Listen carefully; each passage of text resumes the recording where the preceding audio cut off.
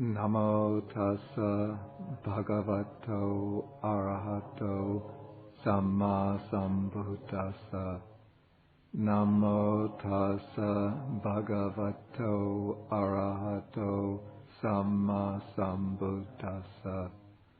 Namo tassa bhagavato arahato samma sambuddhassa.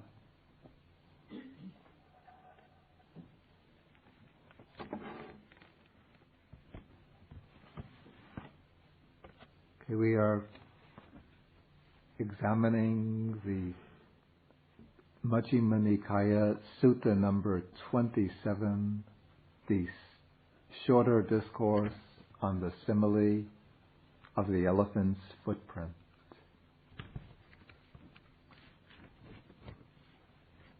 And in this sutta, the Buddha is explaining to a Brahmin Chanusoni how a particular simile of tracking the elephant by its footprint is to be correctly understood.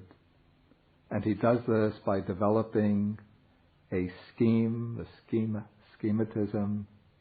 of the gradual training, the step-by-step training of the entire path to liberation.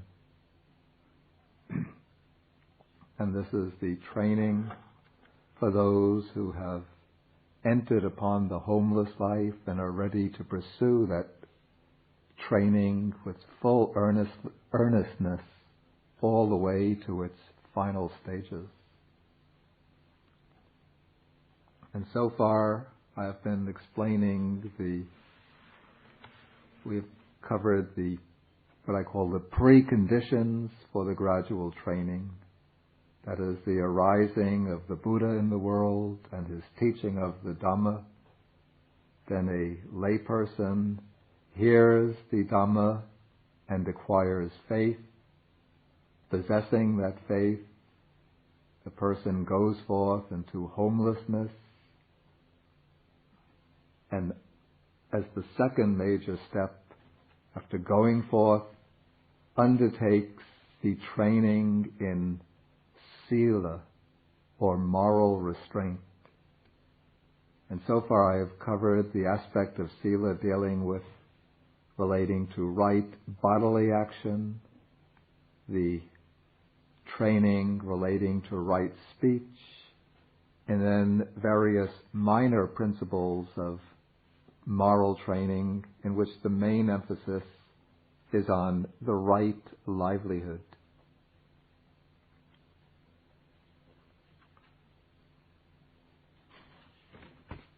Okay, now we continue on page 274 of the text, paragraph 14.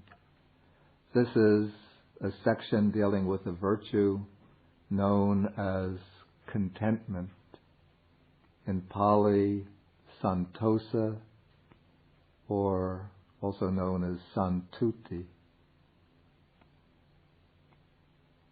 Does the word santosa seem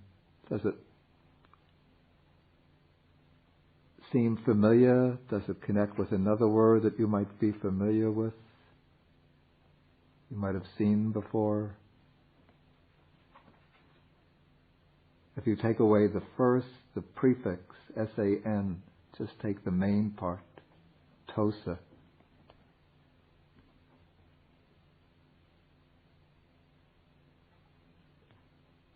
Sure when I mention the word, you'll all say, oh.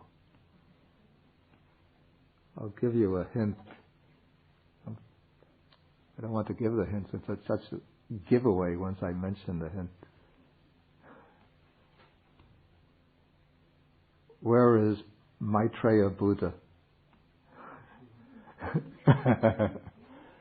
Tusita heaven. Tusita means the heaven of the contented. So it's from the same root, tus, which means contentment. Santusa, that's just the form with a prefix. So this is being content. And so now the Buddha is describing the way a monk who's living this dedicated life is content with the barest, simplest requisites of life. He's content simply with robes to protect his body and with alms food to maintain his stomach. And wherever he goes, he sets out taking only these with him. Actually, when he sets out, he doesn't really take the alms food with him, but he takes the alms bowl with him. So what he possesses, his basic possessions, are just the robes. This would be a set of 3 robes there's a belt, a bathing cloth, alms bowl, a few other simple requisites, maybe some soap, toothbrush, toothpaste, a little towel. And wherever he goes, that's all he needs. Maybe a pair of sandals. If he could even go without sandals, if he's living a life of walking, sandals are more a burden than a help. So he's living in India or Southeast Asia, where it's a hot climate, doesn't need sandals. So just like a bird, wherever it goes with its wings as its only burden. It doesn't need anything more but its wings. It travels with its wings.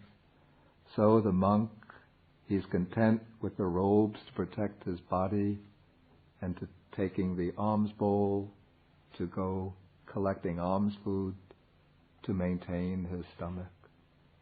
And wherever he goes, he takes these with him. Often he has no fixed sense of direction, but he wanders wherever the road leads. I remember in Sri Lanka, there's a German monk still alive today. I think he must be about 90 years old, who lived a very austere ascetic life from 1964 until about 1987, when he became too weak to continue this way of life because of a hip ailment. Except for the 3 months of the rainy season, the rest of the year he would always walk without any fixed residence. If he found a nice place for meditation, then he would stay there for a few weeks, a month, and then just continue walking. So that he had walked over the whole island of Sri Lanka many times. He would just go anywhere he wanted.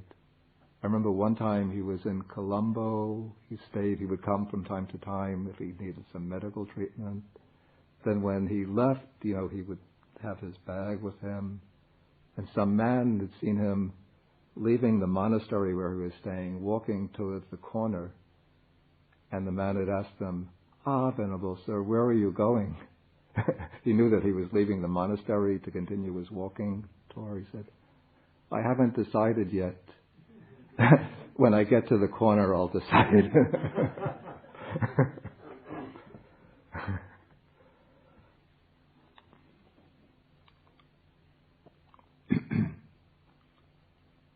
Okay, so living this very simple life of contentment,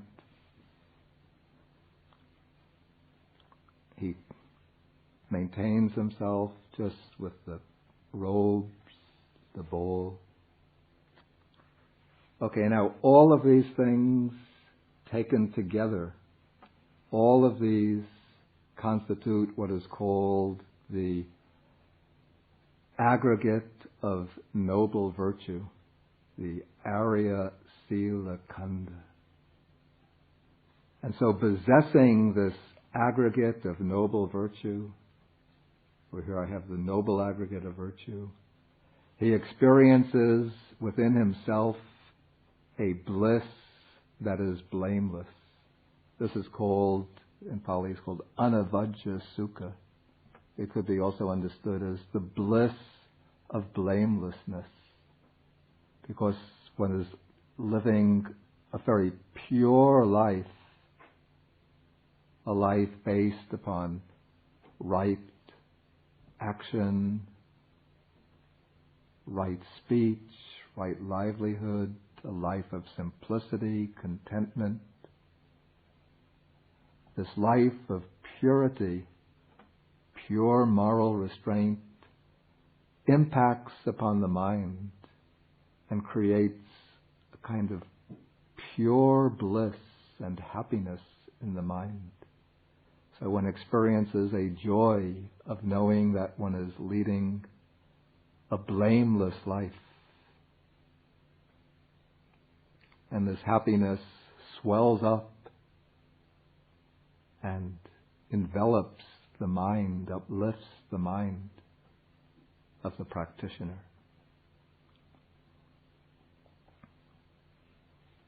But this is still a relatively basic type of spiritual happiness, because the training in moral discipline is still concerned primarily with the disciplining of outer modes of action. It's mainly concerned with the control of bodily action, speech, and livelihood. But when one is training bodily action, speech, and livelihood, what one is really training is the mind. One is training the mind to restrain those types of actions, those impulses, those volitions, those tendencies which break out in the form of unwholesome bodily action, speech, and wrong modes of livelihood. One is controlling the impulses of demandingness, of grasping, of discontent, not being content with what one has. One is trying to develop patience. To practice contentment, one has to be patient. When one is subsisting by begging with the alms bowl, some days one will get nothing or very little. And one has to be patient, endure until the next day.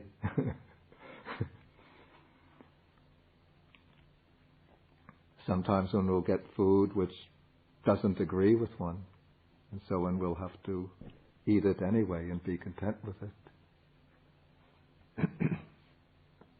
And so one is developing such qualities as patience, humility, simplicity, endurance, and all of these are building up within the mind. And as they build up, they are expelling the unwholesome tendencies and creating this strength, this power of inner virtue. And this virtues that are building up within the mind are bringing along this accompanying bliss, this bliss of blamelessness, this bliss of being free from faults, from flaws in one's conduct. But now, with the next step, the training becomes more and more internalized. Now the training is moving from the outward towards the inward. And this next stage in the training is called the training in sense restraint. We have the 6 or 5 physical sense faculties: eye, ear, nose, tongue, and body, and then the mind faculty. And each of these sense faculties has its own corresponding object. The eye has forms, the ear has sounds, nose smells, the tongue has taste, the body has tactile objects. Then the mind faculty, the mental faculty, can take as the objects of all the 5 physical sense faculties, and also it has its own objects, images, abstract concepts, ideas, and so on. And these sense faculties are constantly being impinged upon by sense objects. And when we don't guard the sense faculties, then the objects that impinge on the senses go through the senses and come to the mind. And when they impact on the mind, when we're not being vigilant and mindful, then they arouse, they generate unwholesome states of mind. And if the Buddha could speak about this 2,500 years ago in India, then what he was saying then is so much more pertinent to the situation today, when we have television, internet on the computer, cinema. People still watch cinemas?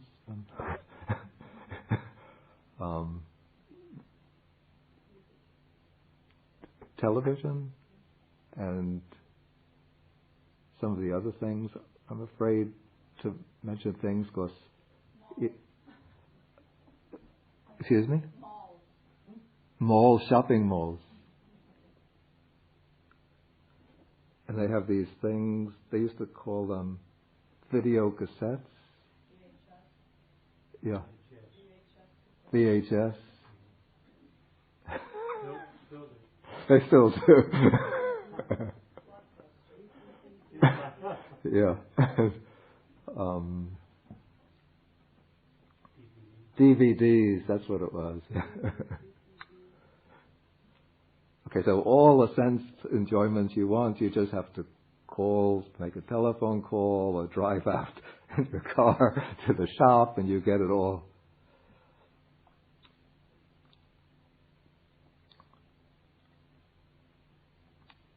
Okay, and now the Buddha is dealing, when he's training monks, these are often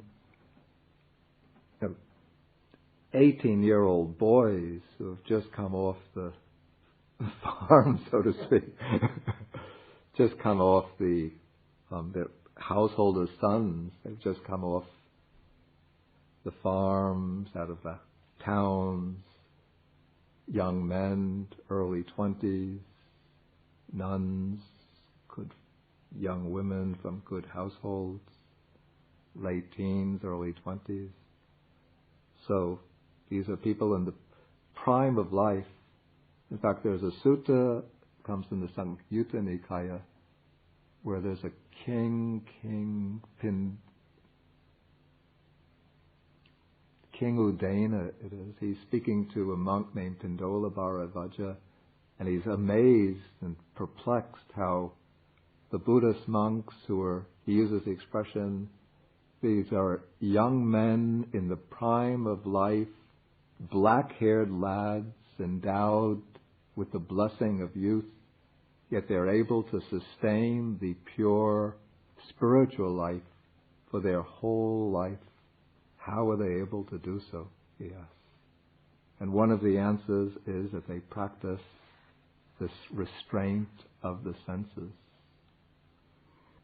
And this is given, there's a stock formula.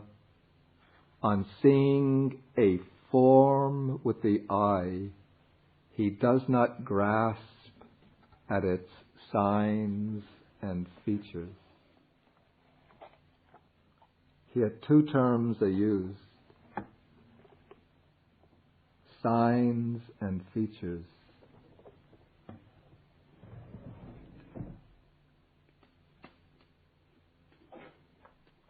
Can everybody see this?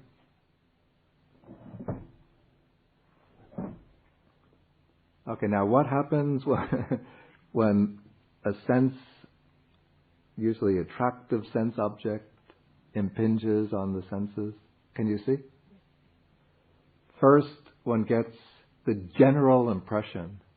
That is the nimitta. Nimitta. So, particularly the most provocative sense object is, usually it's a sexually interesting object. So, the young monk sees a pretty girl, and the image is, pretty girl. That's the nimitta.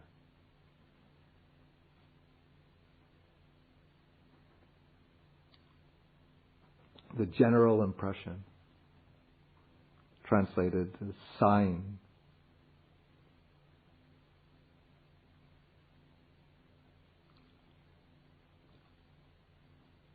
Sort of like the signal or indicator, the nature of the object. Then anubhyanjana are the details. So if one isn't exercising restraint, then the eye will start wandering. Very beautiful smile, nice twinkly eyes, lovely hands. So one starts noticing the details with the eye and the ear. Nice sweet voice. Or it could be in the opposite way. There could be somebody that one has some negative feeling towards. That person enters the room, you see the person, then there comes sort of the grasping of the general impression. That hostile person has come in. And so one just gets the general impression, kind of negative vibration swells into the mind, the appearance of that person. Then there comes the anubhyanjana gahi, the grasping of the details. The way the person walks is annoying. The way the person comes in and sits down is annoying. The way the person gets up and starts fiddling around is annoying. The sound of the person's voice is rasping to the ear. Everything is disturbing about that person. Sometimes, if one is walking in the streets, well, this is an experience that I've gone through, walking in the streets as a Buddhist monk. People, they don't do it so much, but earlier I used to get people yelling words of ridicule. Generally, not people walking in the streets, but people riding by in cars sometimes would call out things. So the way I used to practice would be, when walking on busy streets, never to look up when anybody would be calling out from cars, but always just to, if I hear anybody calling from a car, just to keep my eyes focused ahead of me. But one time, I was still living in Sri Lanka, but I was visiting my parents, and I went for a walk on a busy street, Nassau Boulevard. It's a busy street that goes through West Hempstead. And I was walking along, and then a car was coming by and slowing down alongside me. And I thought, okay, just keep your attention on your feet. Keep your attention on your feet. Don't look up. The car was slowing down, slowing down. Okay, trouble is coming. Just kept my attention on my feet. It kept going alongside, going alongside. Finally, the car stopped. I thought, uh-oh. Okay, practice patience, loving kindness. Then I saw, I saw the corner of my eye, I saw a man walking towards me. I said, okay, get up all your loving kindness. I looked up, and it looked like an Asiatic man, an Asian man. He said, excuse me, Venerable Sir. Are you going someplace? May I offer you a ride?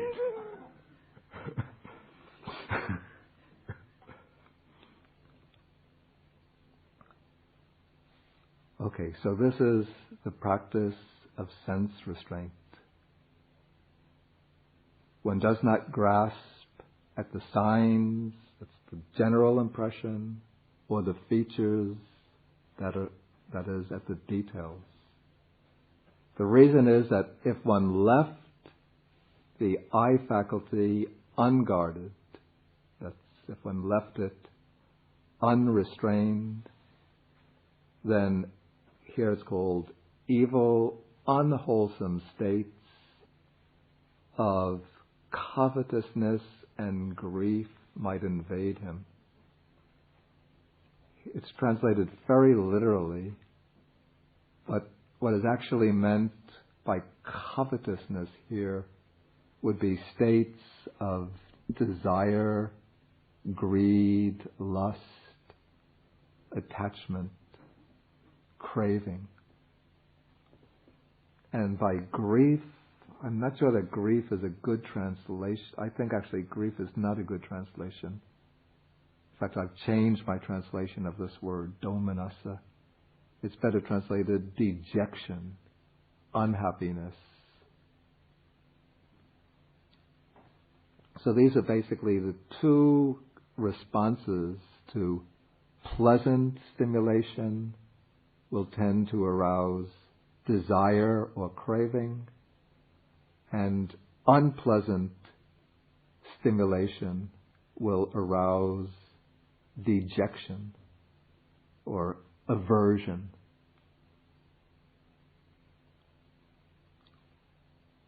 And so the practitioner, the bhikkhu, the monk, the meditator, practices restraint of the eye. He guards the eye faculty. He undertakes the restraint of the eye faculty. And when the text speaks about restraint of the eye faculty, what is really being restrained here? What is it being restrained?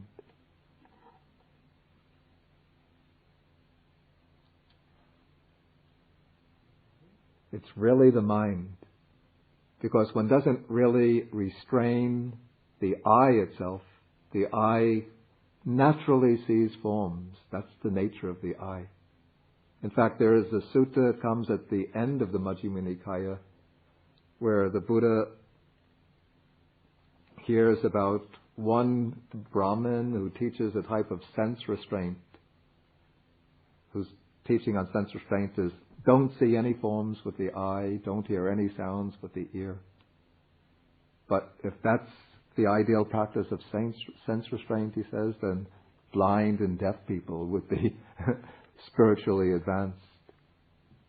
But rather, the practice of sense restraint is restraining the mind when the senses make contact with their objects.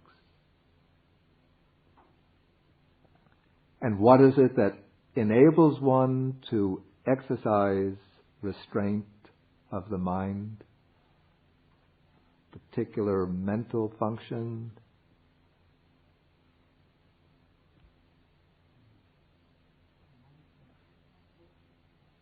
What is it? I heard it, but not loud enough. Speak up. Mindfulness, right. It's mindfulness, sati, that enables one to be aware of one's state of mind. And through awareness of one's state of mind, then one is able to use energy or effort to restrain these states, unwholesome states of mind, when they're tending to arise, and to keep them under control.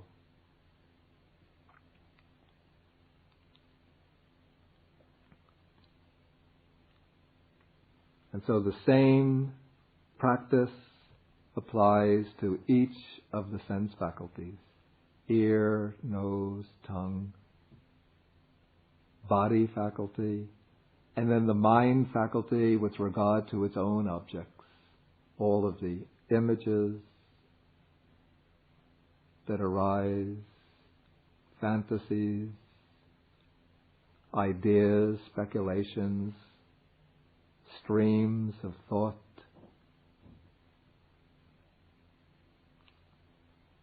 In regard to these, one has to exercise restraint of the mind faculty.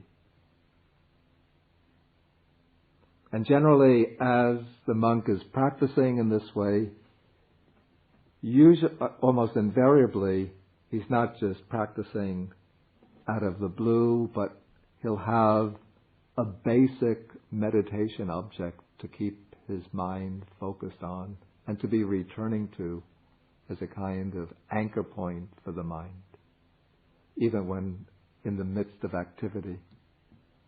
So we could assume that maybe a beginner will be trained in mindfulness of breathing, and so having some experience in learning to train the mind and to keep the mind focused on an object, then when one goes into the midst of activity, becoming engaged with sensory objects, one will know how to withdraw the mind from these objects and return it to the breath when necessary, even pausing in the midst of activity just to bring the mind back to the in and out breathing, just maybe for a few seconds, a minute, before resuming one's activities.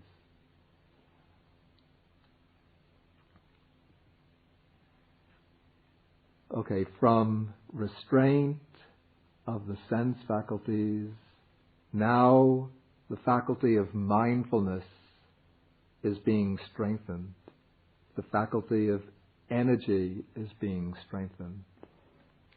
And all of this is bringing about an increasing purification of the mind.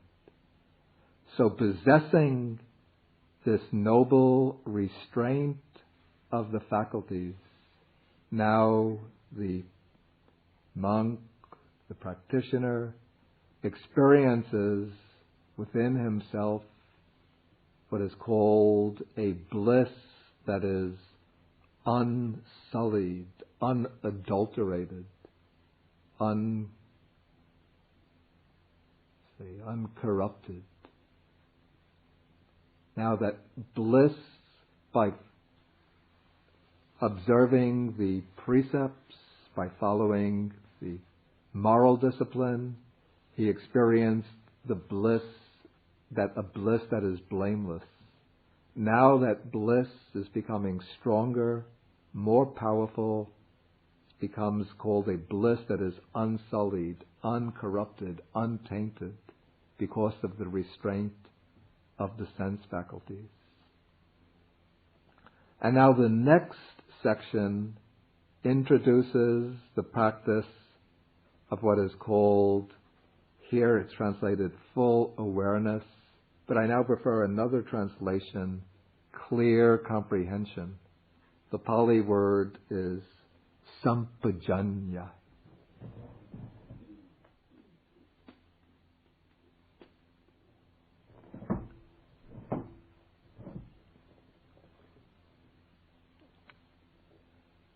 Okay, the abstract noun is called Samphajanya. That would be clear comprehension. And acting with clear comprehension or full awareness is Sampajanakari. And the word comes from, the root is Nya, which means to know, and it has two prefixes. Pa, which has a sense of, hard to give,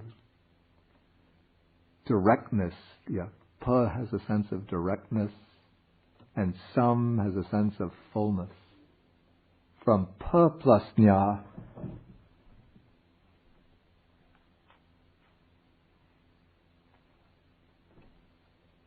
one gets Panya. In Sanskrit, prajna, it would be wisdom. But Sampajanya is not quite the same as wisdom. It's related to it, and you might say it's a seed out of which wisdom develops.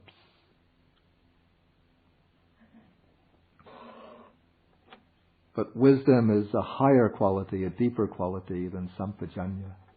Samphajanya is more the quality of observation. An observation, let's call it a judicious observation, circumspection perhaps. Now the text generally uses a stock formula for Samphajanya, but the commentaries come in quite useful in explaining different aspects of Samphajanya. And they explain 4 different aspects of this full awareness or clear comprehension. The 4 aspects, one is called clear comprehension of purpose, which means that before one acts, before one does anything, one pauses momentarily to fix in one's mind, to clarify in one's mind the purpose of one's action, so that one doesn't act impulsively. One doesn't act irrationally. One doesn't act just automatically in the force of blind habit, but one clarifies what is the purpose. One clarifies to oneself, what is the purpose? Why am I doing this? And as one trains in this discipline of clear comprehension, then one's ability to apply the clarification of one's purpose to one's actions becomes applied to more and more minute actions. So that actions that are quite ordinarily done habitually will now be done purposefully. To illustrate this, there's one story that comes, I think, in a commentary, a Pali commentary, that there was a monk, an elder monk, who was having a discussion with some other monks, and he had lifted up his arm in the discussion, then he had put his arm back down, then lifted up the arm again. The other monks stopped and they said, "Venerable Sir, why did you just lift up your arm the second time in the same way?" Then he said, "Well, I've been trying to practice consistently clear comprehension of purpose. And when I lifted up the arm the first time, I did it without clear comprehension. So I put the arm back in the same position, and then I lifted it up again, this time clearly aware of my purpose." Okay, so, yeah. Excuse me? Does it have any? Yeah. Okay, that's a good question. Mindfulness is sati. And mindfulness works very closely, in very close association with clear comprehension. So often they're described almost as a pair. So we have mindfulness and clear comprehension. So mindfulness, we could say, is an aware. These words get very difficult to differentiate. Okay, mindfulness is an awareness, a basic awareness, say, of what one is doing. Samphajanya is knowing, in this case, the purpose of what one is doing. So in this case, say, I'm going to pick up the chalk to write.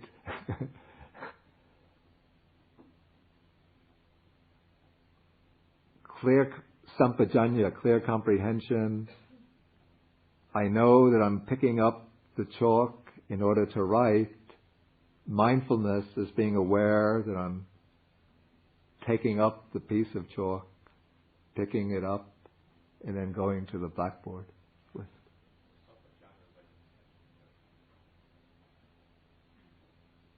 Again, all of these words, I would say attention is closer to mindfulness than to clear.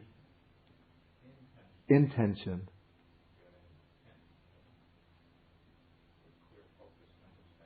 I'd say intention, I would say Samphajanya understands the intention, but the intention is distinct from the clear comprehension itself. Clear comprehension would be the knowing of the intention.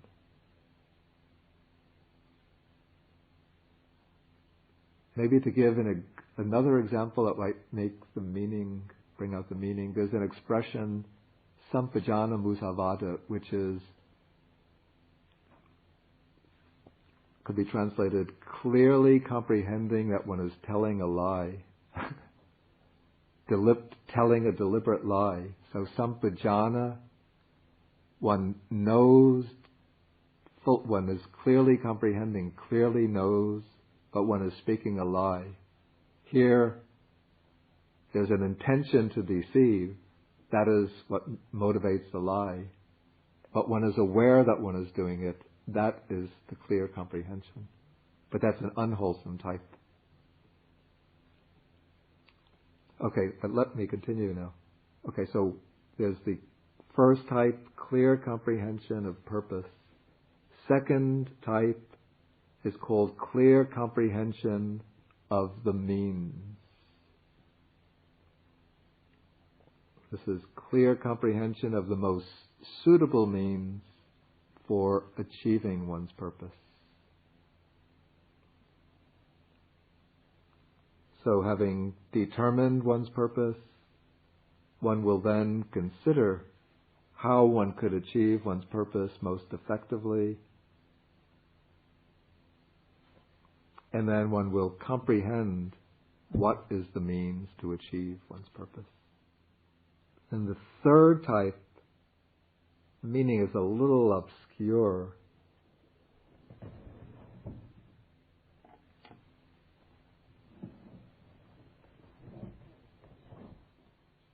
It's called Gotchara Samphajanya. It continues with the word on top, Samphajanya. Gotchara Samphajanya. Now the word Gotchara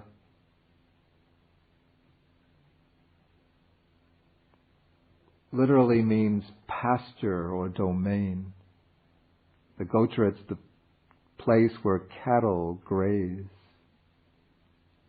So it's the domain in which, taken figuratively, where a practitioner grazes. And this is taken to mean the object of meditation. And so the sense is that the practitioner, whenever engaged in activities that don't require the attention to be deflected outwardly, will draw his attention back into the meditation object and keep that object clearly in mind. And so if, say, the meditator is practicing mindfulness of breathing, if one is walking down the street, it's difficult to be aware of the breath in a very subtle way, but one might try to be aware of the rhythm of breathing in the body. It'll be difficult to be aware of the breath at the tip of the nostrils, but one could try to be aware of the breathing breath in the lungs. Or if one doesn't want to focus upon such a fine object, when just walking, one will try to be aware just of the movements of the body and walking, keeping the mind in this meditative frame, not letting the mind drift and get swept away by streams of stray thoughts, but keeping the mind drawn inward and fixed, steady upon its meditation object.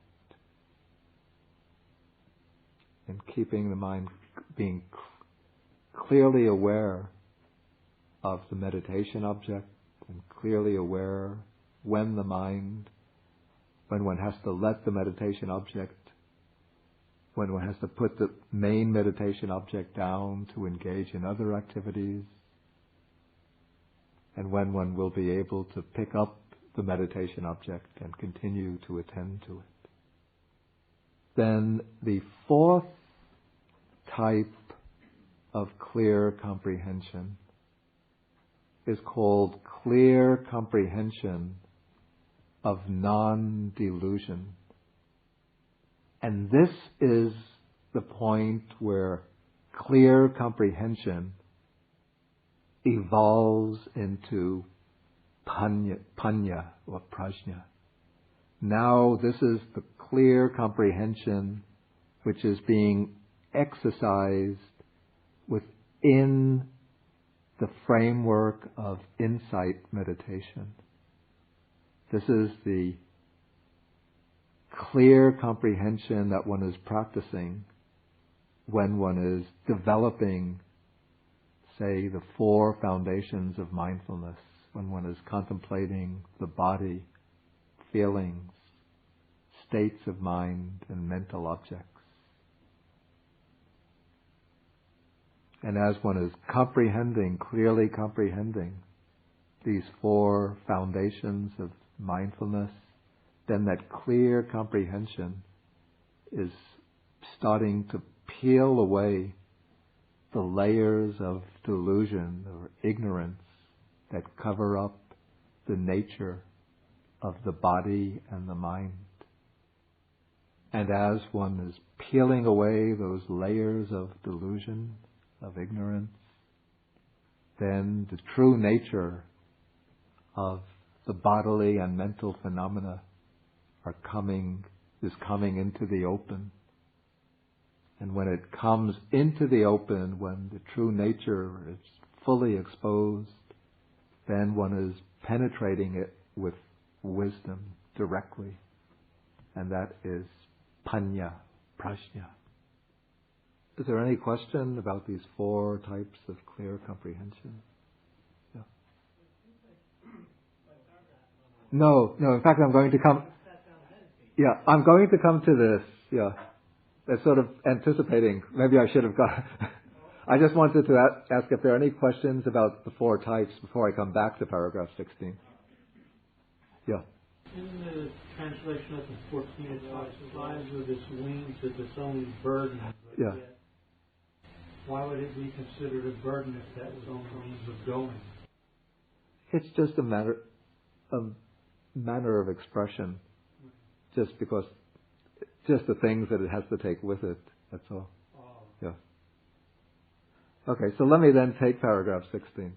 What I was going to say is that in the practice of clear comprehension of full awareness described here, it's really the first two of the four that are most prominent here. Clear comprehension of purpose and clear comprehension of the most suitable means.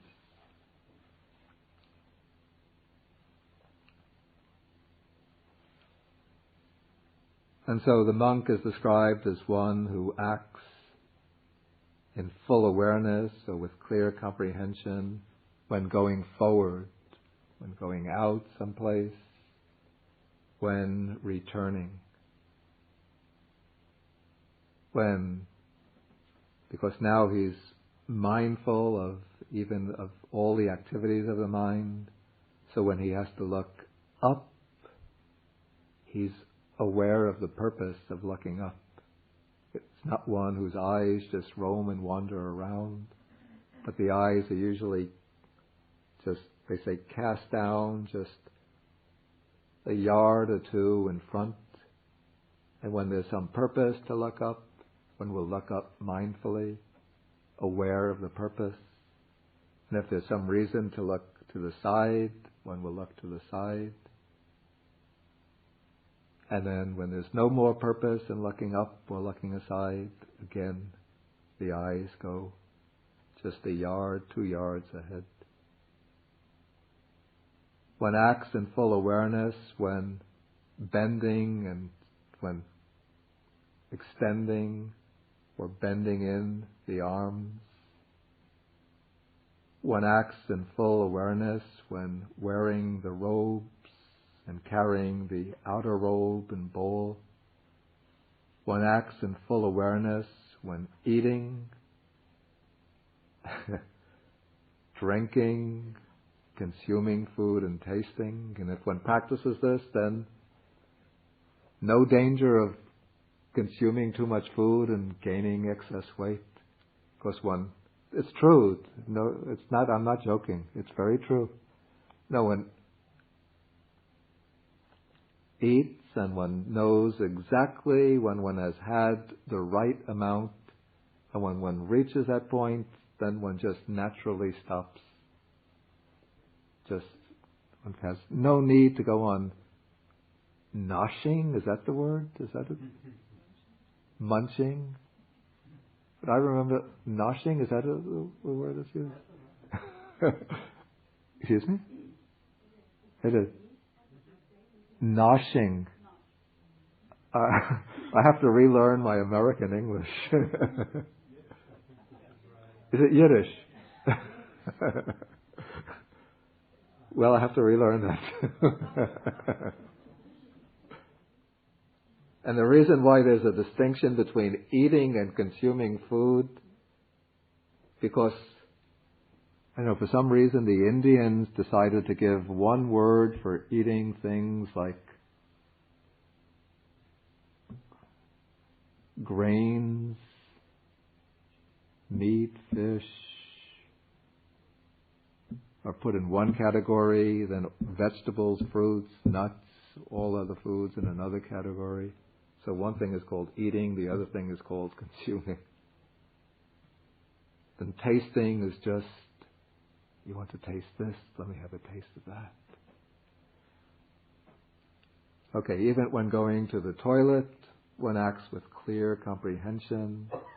One acts in full awareness when walking. These are just small movements. Walking, standing, sitting, falling asleep, waking up, talking, and keeping silent. And again, when one acts with clear comprehension, little danger of disturbing the mind, stirring up the mind with excessive talking. Of course, one will know the purpose of talking. And when this purpose is served, then one will keep silent. But of course, in ordinary life, one has to talk to people, otherwise people will think one is being unfriendly.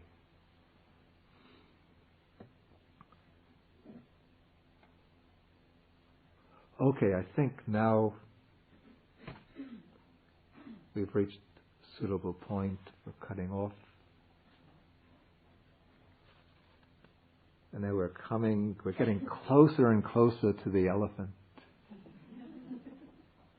But I leave for next week the point where we really start to see the elephant, to get to see the elephant's footprint. Next time we'll see the elephant's footprint. Any questions? Yeah. Does the whole paragraph imply that there's 4 o'clock? The emphasis in this paragraph is on the first two. First 2. Yeah. Clear comprehension of purpose, clear comprehension of the suitability, suitable means. But though the emphasis is on those two, the other two could come in for, say, a very accomplished practitioner. But we won't go into that, because now we're still in the stages of a gradual training.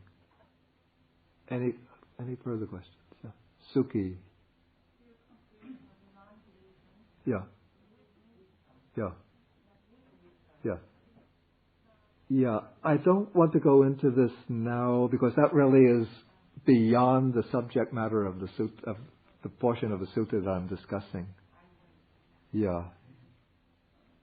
I just want to really stick to questions that pertain to the subject matter. Yeah, this is a kind of training. It doesn't mean that at this point that he's perfectly content, that the mind is not bubbling with thoughts of discontent. But at this point he's living and sustaining himself just with these basic, very simple requisites. That's a good way to express it, yeah.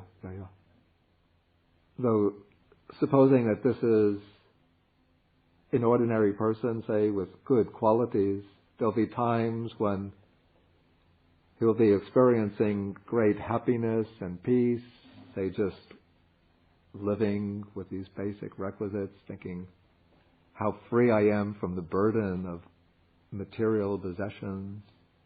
Now I have just nothing to worry about, no anxious concern over maintaining a house, property, no insurance for my car. But then there will come times maybe when thinking, how could I have given up all of those wonderful joys and pleasures just to be wearing bare robes and just to be having to wander from house to house, times missing good meals. Those thoughts might come, but then he'll train himself to subdue those thoughts, and then by that training gradually becomes content with this way of life. Yeah. Yeah. That will be a function of Samphajanya, of knowing the breath going in and out. That is a Samphajanya. That would be a type of what we call Gotchara Samphajanya, clear comprehension of the object. But being aware of the object, again, it's somewhat difficult to distinguish, differentiate these states. The awareness of the object, here's the problem because he translates Samphajanya by awareness, but I like to use or to identify awareness with mindfulness. So I say that the awareness, the observation, the attention is the mindfulness, and the knowing of the breath going in and out is Samphajanya. If you look at the mind, you could,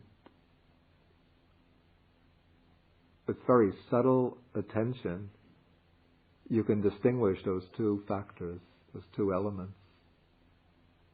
The bare awareness of the breath going in and out, and the knowing of it going in and out. The bare awareness is the mindfulness. The actual knowing is Samphajanya, clear comprehension. Any other question? Okay, then we stop. Okay, we dedicate the merits. There's a little... First, we dedicate the merit to the deities and the dragon spirits, the nagas, asking them to rejoice in the merits and protect for a long time the Buddha's teaching, then to protect for a long time the preaching or exposition of the teaching, then to protect for a long time ourselves and others. Then, with the next three verses, we ask first the devas, the deities, to rejoice in the merit of teaching and listening to the Dharma. And we ask them by rejoicing to achieve all success. Then we ask the bhutas, these are the harmful spirits, We ask them to rejoice in the merits and achieve all success. Then we invite all beings to rejoice in the merits and achieve all success. Akasata chabumata deva naga mahidika punyantang anumoditva chirang rakantu sasanang. Akasata chabumata deva naga mahidika punyantang anumoditva chirang rakantu desanang. Akasata chabumata deva naga mahidika punyantang anumoditva chirang rakantu mang parang. Etavata cha amhehi sampadang punya sampadang sabbe deva anumodantu sabba sampati siddhya. Etavata cha amhehi sampadang punya sampadang sabbe bhuta anumodantu sabba sampati siddhya. Sampati siddhya, sampati siddhya, sampati siddhya, sampati siddhya, sampati siddhya, sampati siddhya,